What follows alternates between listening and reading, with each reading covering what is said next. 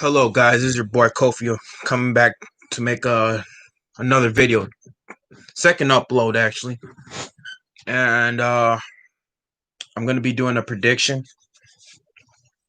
with the Chicago Bears versus Green Bay Packers as well as playoff scenarios. So first, the Chicago Bears are gonna be facing the Chicago Bears, who are 8-7, will be facing the Green Bay Packers who are 12-13. So yesterday or this past week, Green Bay faced the Tennessee Titans, and I made a video actually saying that the Tennessee Titans were gonna beat the Green Bay Packers, but man, was I wrong. Yeah, Green Bay, their defense, man, they really I wouldn't say shut down Derrick Henry, but they actually slowed him down. They kept him to under 100 yards, and they locked down Ryan Tannehill. Like, they really shut him down. Tannehill didn't have a good game at all. I think his passer rating was like around 40, like around 38, which is not good. So they really did game plan well for the Tennessee Titans. They game planned well. They knew their tendencies. They knew what plays they're going to run, play action, bootleg, and yeah, they made them essentially one dimensional. And plus the fact that when you're playing in Green Bay during the winter time, there's going to be a big disadvantage. But that's no excuse because we know that Tennessee, they also play in cold weather games, so that shouldn't really be a factor. But yeah, Green Bay, they really game planned, and Rodgers, he had a really another good game. He threw for over 200 yards, I think 230 yards and 4 touchdowns. And so right now, Rodgers has 44 touchdowns to 5 interceptions on the year, and he's pretty much a lock for the MVP. But yeah, this is where the Chicago Bears come in. So the Chicago Bears, of course, they're 8-7. They own the tiebreaker over Arizona Cardinals, and also yesterday they faced the Jacksonville Jaguars, and they thoroughly dominated them. It was close in the first half, but the second half they thoroughly dominated them.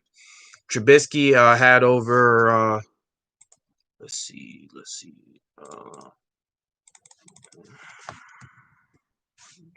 Hold up, Bears fans. Let me check the stats. I know I'm a little bit rusty, but you know. So Trubisky threw for over 200 yards. He threw for 265 yards. He completed 24 of his passes and attempted 35, 2 touchdowns to 1 interception thrown and 1 rushing touchdown. And yeah. So yeah, Trubisky, he had a pretty good game. He had a pretty good game that series.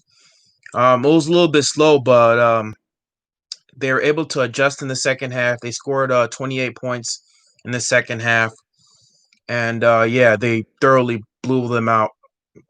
And going into this game against the Green Bay Packers, the Bears are playing for the playoff hopes.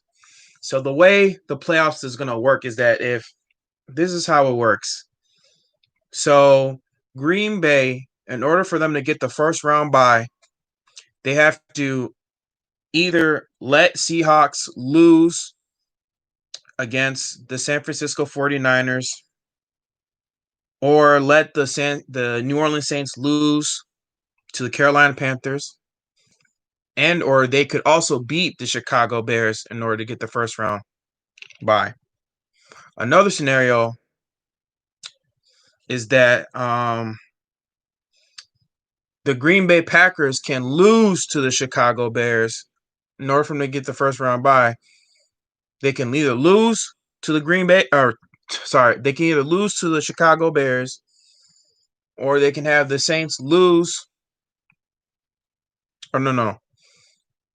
The Saints can either win against Carolina, and they'll still have the tiebreaker, but they have to let the Seahawks lose in order to have the first round bye. But if another scenario, if they don't get the first round bye, is that they lose to the Chicago Bears, the Seahawks beat the San Francisco 49ers, and or the Saints win and they end up getting the first round bye. Now for the Bears, a couple of scenarios is that they could win against the Green Bay Packers, right? Either way, because they control their fate. All they have to do is either win out against the Green Bay Packers or lose to the Green Bay Packers. But that means they'll have to let the Los Angeles Rams beat the Arizona Cardinals in order to advance to the playoffs, because the Bears have the tiebreaker over the Cardinals. Or here's one scenario. I don't know if there's another scenario, but they can have the Arizona Cardinals. They can have the Arizona Cardinals beat. The thing is, I don't know if it'll work though, because they beat them. Then yeah, okay, I got it. So the Arizona Cardinals. So this is another scenario. So we beat the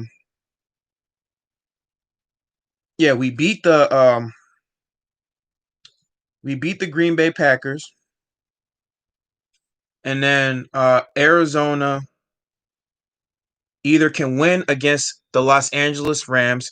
That will put us in the, I think, the 5th or the 6th seed.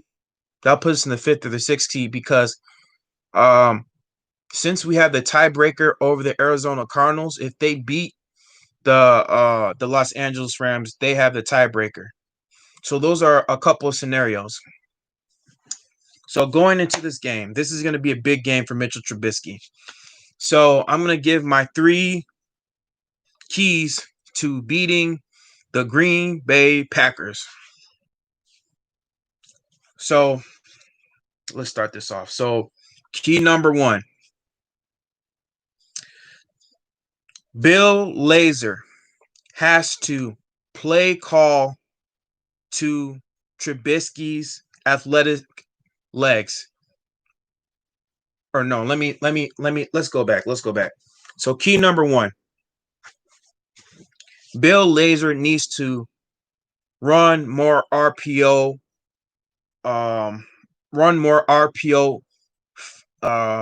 run plays. And what I mean by RPO run plays and run RPO play action option, run pass option, is that you have to put the Green Bay's Packers defense on their toes. You have to put the Green Bay Packers defense on their toes. You have to keep them on their toes. So what I mean by that, a run pass option, is that this is how it goes, is that once you establish that run game with David Montgomery and or Artavius Pierce, you could probably include a little bit of Artavius Pierce. I like him too because that guy's a speedster. Use David Montgomery on Artavius Pierce because those are the 2 options that you could use. And then after you establish a run game with the offense, run some play action with Trubisky where he's rolling out and then he's running with the ball. This is a way to keep Green Bay's run defense on their toes, because we all know that Green Bay's run defense is not that great. I think they're ranked middle in the pack towards like the 20th, if I'm not mistaken. And this is what Bill Lazor needs to call. You know, I was watching the 2012 or the 2013 San Francisco 49ers, and Jim Harbaugh, when he had Colin Kaepernick was running a lot of RPO action plays. Like, what they did was that they established a good run game with Frank Gore. They made sure to get Frank Gore involved with the run game. And once they did that, they were able to establish a run pass option play to include Colin Kaepernick to get him to confuse defenses.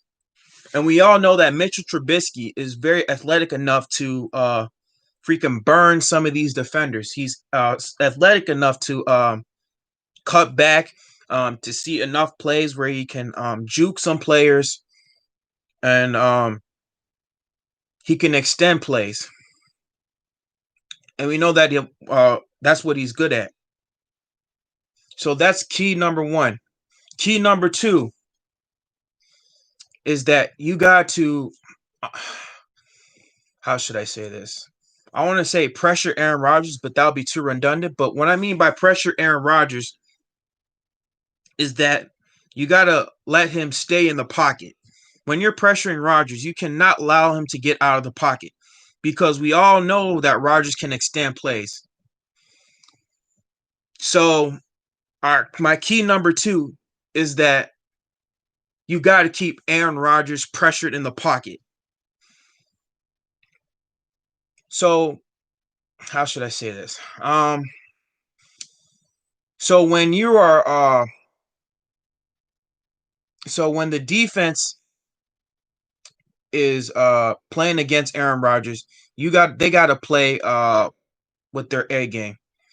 The same way Khalil Mack, Akeem Hicks, Robert Ken was able to pressure Tom Brady in that Tampa Bay Buccaneers game.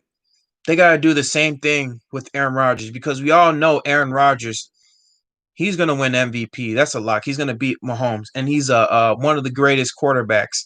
I can't believe I'm saying it, but coming from a Bears fan, I really don't like Aaron Rodgers, but the guy's just been phenomenal, man. Like his touchdowns to interception ratio is like way out of this world. The guy is a skilled player. Shoot, I even wanted the Bears to even get him, but they didn't want to get a quarterback because they felt that Rex Grossman was our future. And coming out from Cal State, I knew that Aaron Rodgers was good, but we ended up getting Cedric Benson, but that's for another story.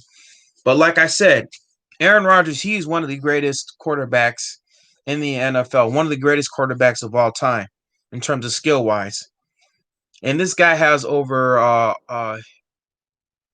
he's had 13 games where he's had over 100 passer rating, which is tied for the most in NFL in all time, which is crazy. But the thing is, if you want to throw Aaron Rodgers off his game, is that you cannot allow him to escape the pocket, to extend plays, because we all know that he can extend plays with his legs and with his arms. So what you have to do is that you have to collapse the pocket. You got to collapse the pocket and trap him. Trap Aaron Rodgers and let him think quick. Let him think quick. But at the same time, you got to trap him because when you're pressuring him, quarterbacks have to think quick. They got to find out what their next read is. And the thing with Aaron Rodgers, you have to throw him off his game. And if you throw him off his game, oh man, he's going to have a long day. So my key number two is that you have to pressure Aaron Rodgers, trap him. You have to trap Aaron Rodgers to either throwing the ball towards the end zone or throwing the ball away and pressure him to where he has no other choice but just take the sack. So my second key. My third key is that the Bears secondary has to step up. The Bears secondary has to pretty much step up. They have to step up. That's my key number 3. The Bears secondary has to stop some of these receivers, i.e. Davante Adams. Davante Adams, he's also one of the best wide receivers in the game, and they have to key in on him. They have to at least double team him. They can't have Kyle Fuller or Jalen Johnson be 10 feet away because we know that Rodgers likes to throw those short slant routes to his receivers, especially Davante Adams. We know that Aaron Rodgers and Davante Adams, they have a connection. So this secondary has to step up. Like, this secondary has been playing so terribly. And Chuck Pagano's play calling has not been good. You have all this talent on your defense, and you're not even playing to their strengths. So the Bears secondary, they got to step up their A game. They have to step up their A game, and they have to how should I say? They have to play the coverage close to the wide receivers, particularly Devontae Adams, Robert Tonyan, Equanimeous St. Brown, to name a few. And I think Robert Tonyan, he's a pretty solid tight end. We have to allow Roquan Smith to cover him because we know what Robert Tonyan can do. He has a little bit of speed, and the guy is strong when he goes after the catch. His yards after the catch is very, very good. He's a very solid tight end. And I think he got snubbed from the Pro Bowl because I think he's a really good tight end. But the Bears secondary, they have to step up because if you give the wide receivers and the tight ends too much space, oh man, game over. Aaron Rodgers is gonna find him, and then he's gonna tear up the Bears secondary. But yeah, guys, this is gonna be a tall task because we know that Green Bay, they're gonna play all their starters. So Matt Nagy, Chuck Pagano, they have to get their guys ready for this Sunday because we know that the Packers, they've pretty much had our number, pretty much this past decade and the past game. So the Bears, they got to step up their game and they got to take care of business.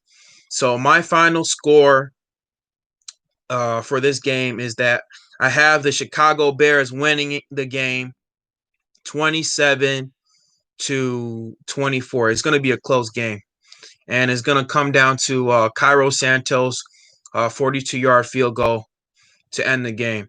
So, guys, I hope you subscribe to my channel and click the like button so I can get more subscribers to come to my channel and more people to come to my channel.